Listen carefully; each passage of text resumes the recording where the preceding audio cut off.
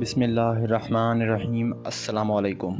احمد ایک کامیاب بینکر تھا۔ شہر کے مہنگے علاقے میں بڑا گھر، مہنگی گاڑی اور ایک شاندار زندگی گزار رہا تھا، لیکن اس سب کے پیچھے ایک ماضی تھا جسے وہ کبھی یاد نہیں کرنا چاہتا تھا۔ گاؤں میں کھیتوں میں کام کرتے اس کا باپ، جو سادہ مگر محنتی انسان تھا، احمد نے پڑھائی مکمل کرنے کے بعد شہر کا رخ کیا اور پھر پلٹ کر باپ کی خبر نہ لی۔ وہ ہمیشہ سوچتا کہ گاؤں کی زندگی اور اس کے والد کا پرانا طرز زندگی اس کے معیار کے مطابق نہیں۔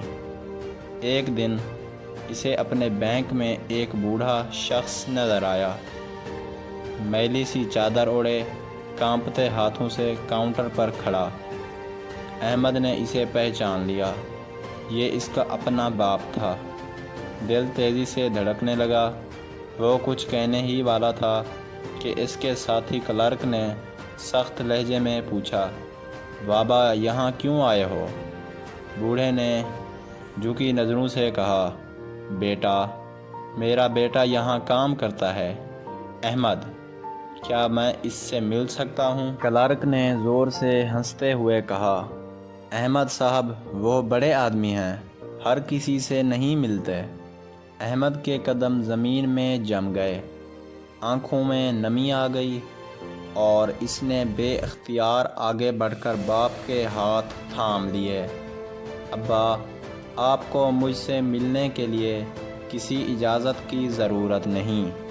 مگر اس کے باپ نے ہاتھ کھینچ لیا، نم آنکھوں سے اسے دیکھا اور کہا، بیٹا، میں تم سے کچھ مانگنے نہیں آیا، بس یہ دیکھنے آیا تھا کہ تم واقعی خوش ہو یا نہیں، کیونکہ میں نے تمہیں اس مقام تک پہنچانے کے لیے اپنی خوشیاں قربان کر دی تھیں۔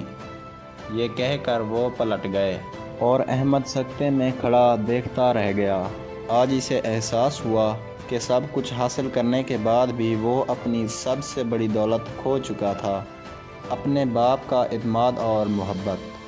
مزید ایسی کہانیوں کے لیے میرے چینل کو لازمی لائک اور سبسکرائب کریں اور ساتھ میں دیے گئے گھنٹی کے نشان کو دبانا نہ بھولیں۔ شکریہ دوستو۔